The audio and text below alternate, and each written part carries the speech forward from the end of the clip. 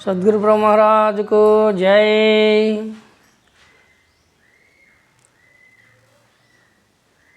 श्री पूर्णानंदरहित सद्गुरु पुल्लारेडार्य पादार विंदामृत रसायनम जनन मरण भ्रांतिरहित पूर्णबोधकम श्री श्रद्धानंदरहित गोविंदयार्य मद्गुरु परब्रह्मणे नमः।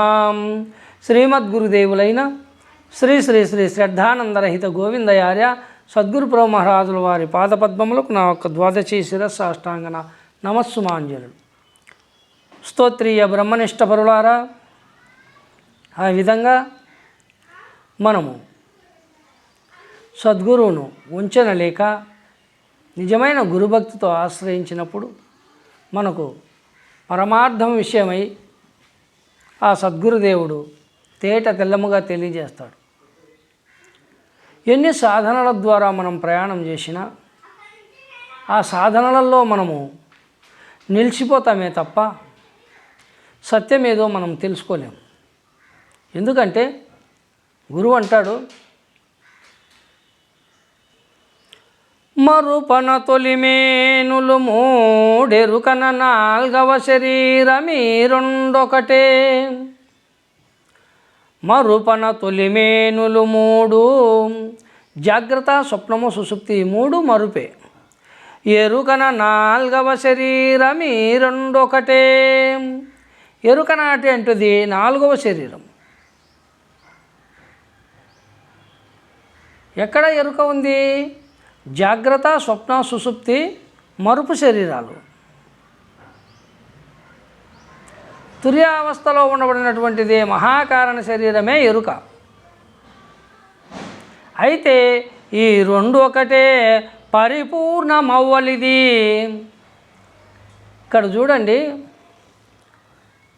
పరిపూర్ణ స్థితి భావం ఎలా ఉంటుందో తెలుసా?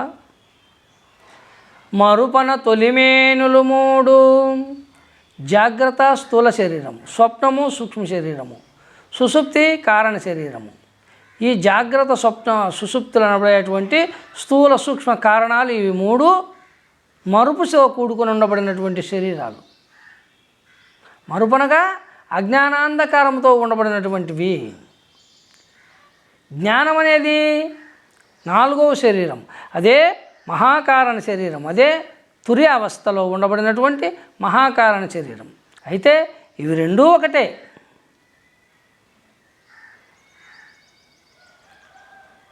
దీనికి అవ్వలిది పరిపూర్ణం.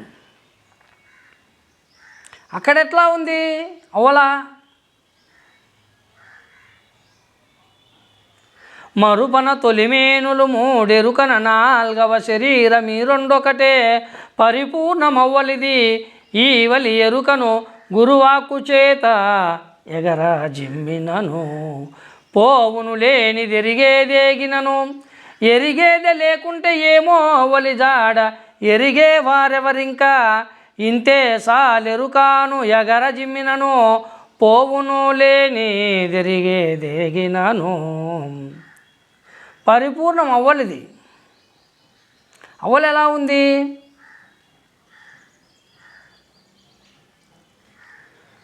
మనకు మరుపులో మూడు శరీరాలు మరుపుతో ఉన్న ఈ మూడు శరీరాలు అజ్ఞానంలో ఉండబడినటువంటి ఈ మూడు శరీరాలలో మనకు విచారణ లేదు. పోనీ ఎరుకనే నాలుగో శరీరంలో ఏమన్నా విచారణ ఉందా అంటే అక్కడా లేదు. దాన్ని దాటితే పరిపూర్ణము. అక్కడ ఏం మాట? జాగ్రత్త అవస్థలో ఏదో ఈ వ్యవహారం అంతా చేస్తున్నాము, వింటున్నాం, అంటున్నాం, కంటున్నాం, తింటున్నాం, బాగానే ఉంది అనుకుంటున్నాం. స్వప్నంలో స్వప్న దృశ్య ప్రపంచాన్ని చూస్తున్నాం అనుకుంటున్నాం. సుషుప్తిలో కొంతవరకు మగ్నతలో ఉండామనుకుంటున్నాం. తుర్యంలో నీ శరీరాలను కానీ నిన్ను కానీ ఎరగవు. ఇది మరుపుతోనే. కానీ పరిపూర్ణం అవ్వలేది. ఎందుకు అవ్వలేదు పరిపూర్ణం అంటే, తుర్యావస్థ వరకు కదా నువ్వు రోజు వెళ్తున్నావు. తుర్యంలో నుండే కదా మళ్ళీ జాగ్రత్తలోకి వస్తున్నావు. జాగ్రత్త స్వప్న సుషుప్తి తుర్యము, జాగ్రత్త స్వప్న సుషుప్తి తుర్యము, జాగ్రత్త స్వప్న సుషుప్తి తుర్యము. పైకి పోవడము కిందికి రావడం, పైకి పోవడము కిందికి రావడం, పైకి పోవడము కిందికి రావడం, నిరంతరం ఇదే జరుగుతూ ఉందే. వేరే ఏమన్నా అవతలకి దాటిపోతున్నావా? పరిపూర్ణం అవ్వలిది, అవ్వల పరిపూర్ణం. అది ఎలా ఉందో గురువుకు మాత్రమే తెలుసు. అందుకే ఆ గురువు సన్నిధానానికి చేరుకొని ఆ గురుముఖంగా ఆ పరమార్థమేదో, ఆ పరిపూర్ణం ఎటువంటిదో దాన్ని తెలుసుకుంటే పునర్జన్మరహితము, జన్మరాహిత్యము. అవ్వలకి చేరుకున్నటువంటి వాడు తిరిగి ఇవ్వలకి ఎప్పటికి రాడు. అదే జన్మరాహిత్యం, జనన మరణములకు అతీతమైనటువంటిది. అదే పరమపదము, అదే శాశ్వతము. అందుకే దాన్ని తెలుసుకోవడం కోసమే మనము గురువుని ఆశ్రయించాలి.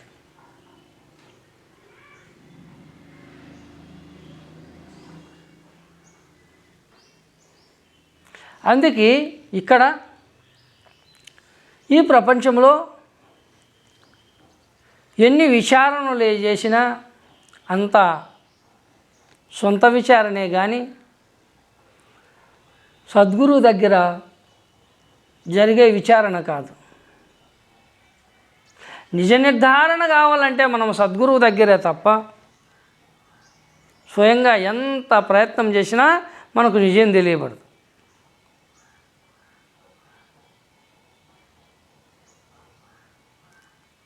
ఎంతవరకు మనకు భ్రమ ఉంటుంది?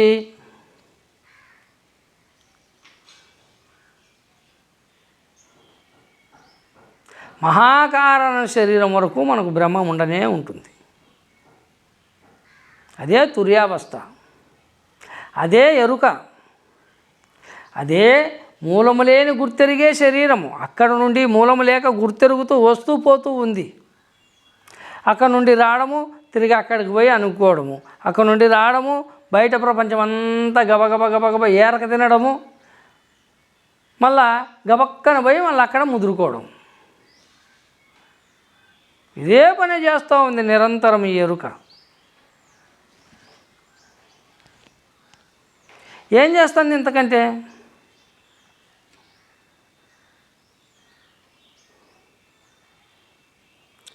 ఊరికే వస్తూ ఉంది, పోతూ ఉంది. వచ్చి ఊరికే గుర్తెరుగుతుంది ప్రపంచాన్ని. ఇవి చెట్లు, ఇవి మిద్దెలు, వీళ్ళు నా భార్య, నా భర్త, నా పిల్లలు, నా సంసారం అని ఊరికే గుర్తెరుగుతూ ఉంది. ఏది నీది కాదు, ఏది తనది కాదు. అట్లని ఏది తీసుకుపోదు, ఏది తీసుకురాదు. తీసుకుపోయి ఎగబెట్టుకొని తృప్తి పడుతుందా? తీసుకొచ్చి ఏమన్నా ఎడబెట్టుకొని ఏమన్నా ఏడా తృప్తి పడుతుందా? ఎక్కడా దీనికి సుఖం లేదు, ఎక్కడా తృప్తి పడదు, ఎక్కడా సుఖము లేదు.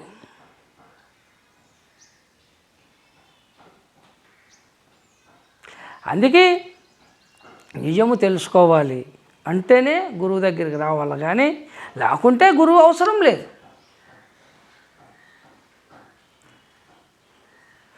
రమ్మని చెప్పి పిలవడు గురువు.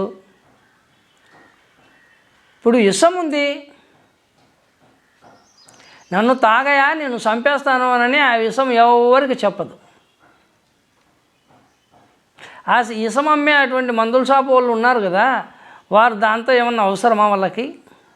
వాళ్ళ దగ్గరే ఉంది కదా, ఎన్నాళ్ళు ఉన్నా అది ఎవరిని ఏం చేయదు. కానీ ఎవరు బతుకు మీద విరక్తి కలిగి నాకు ఈ జీవితం వద్దు, నాకు ఈ జన్మం వద్దు, నాకు ఈ బ్రతుకొద్దని ఎవరికి విరక్తి కలిగి వాళ్ళు పోయి దాన్ని ఆశ్రయించితే అప్పుడు దాని యొక్క శక్తి ఏందో, దాని ప్రభావం ఏందో చూపుతుంది. అంత తప్ప ఎవరిని రాయా వచ్చి నన్ను సేవించు, నిన్ను చంపుతానని చెప్పదు. అందుకే గురువు కూడా ఎవరిని రా అని పిలిచాడు. రానాయన నాకు శిష్యునిగా, నా గురుపుత్రునిగా నీకు పరమార్థాన్ని తెలియజేస్తా, నీకు జన్మరాహిత్యం చేస్తానని గురువు ఎవరిని పిలిచాడు. తెలుసుకొని కనుక్కొని ఎవరొచ్చి శరణాగతులు అవుతారో, అన్యదా శరణం నాస్తి త్వమేవ శరణం మమ గురుదేవ అని ఎవరొచ్చి శరణాగతులు అవుతారో, ఆ విధంగా మనకి అవస్థాత్రయాలను మనము గుర్తెరిగినట్లయితే మనకు తల్లి, తండ్రి, గురువు, దైవం అన్నటువంటి 4 అవస్థలే 4 వేదములు. జాగ్రత్త, స్వప్నము, సుషుప్తి, తుర్యము, స్థూలము, సూక్ష్మము, కారణము, మహాకారణము. వేదములు అనగా గ్రంథాలు, పురాణాలు కాదు. తల్లి, తండ్రి, గురువు, దైవం. ఎవరు తల్లి, తండ్రి, గురువు, దైవము? ఇదిగో ఈ స్థూల శరీరమే తల్లి, సూక్ష్మ శరీరమే తండ్రి, కారణ శరీరమే గురువు, మహాకారణ శరీరమే దైవం అని మనకు స్థూలము, సూక్ష్మము, కారణము, మహాకారణము అని జాగ్రత్త, స్వప్నము, సుషుప్తి, తుర్యమని ఇవే 4 వేదములు. జాగ్రత్త అవస్థనే ఋగ్వేదము. ఇదే అహం బ్రహ్మస్మి, నేనే బ్రహ్మను అని ప్రతిపాదిస్తూ ఉంది.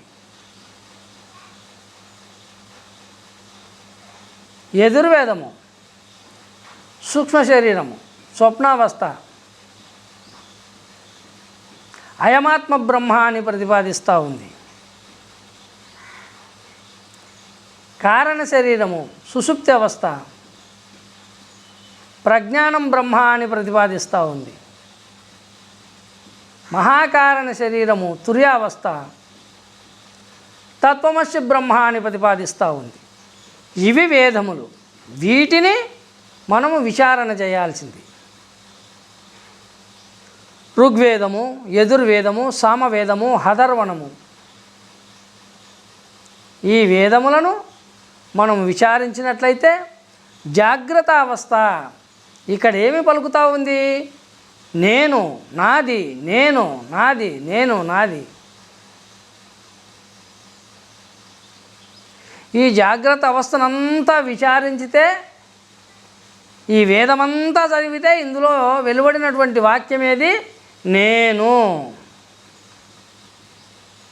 నేను. ఈ ఒక్క వాక్యం వెలువడింది. స్వప్నావస్థకు పోయి స్వప్నాన్ని యజుర్వేద విచారణ చేస్తే స్వప్నమంతా అయమాత్మ బ్రహ్మ.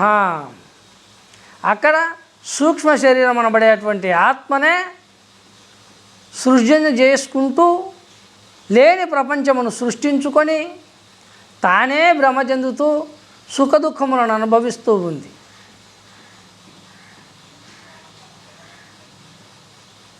సామవేదము సుషుప్తి అవస్థ, కారణ శరీరము ఏం చెప్తా ఉంది? ఉన్నా ఊరికనే ఉన్నా, తనలో తాను మగ్నత చెందుతూ ఉంది.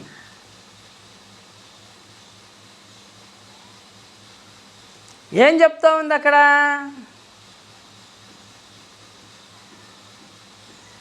ప్రజ్ఞానం బ్రహ్మ. ప్రజ్ఞ, జ్ఞానం మాత్రమే ఉంది అక్కడ. మహాకారణ శరీరము తుర్యావస్థ, అథర్వణ వేదం ఏమి చెప్తా ఉంది? ఏ వాక్యాన్ని వెలువరుస్తూ ఉంది? తత్వమసి బ్రహ్మ, తాను నేనై ఉన్నాను. అందుకే అక్కడ నేను తాను వేరుగాక, తానెవరో నేనెవరో తెలియబడక, తాను తానయి మగ్నతలో నిక్షిప్తమై ఉంది. అందుకే అక్కడ జీవుడెవడో ఈశ్వరుడెవరో తెలియబడదు. అసత్వము రెండింటి యొక్క కలయిక. ఈ జీవుడు ఆ దేవుడు ఇద్దరి కలయికే అసితత్వం. ఈ 4 వేదములను ఎవరు చదువుతారో వారు నిర్మల యోగిని, వేమన యోగి.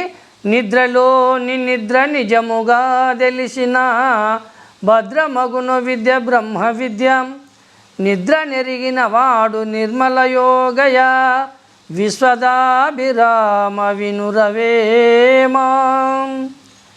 నిద్రలో నిర్నిద్ర, వీటిని తెలుసుకున్నప్పుడే మనకు ఈ యొక్క ధర్మాలు తెలియబడతాయి. కాబట్టి రాబోయే వాక్యంలో మనము ఇంకా ఈ పరిపూర్ణ బోధలో ఉండబడినటువంటి పరమ ధర్మాలను మనము తెలుసుకుందామని తెలియజేస్తూ, సద్గురు బ్రహ్మ మహారాజుకో జై.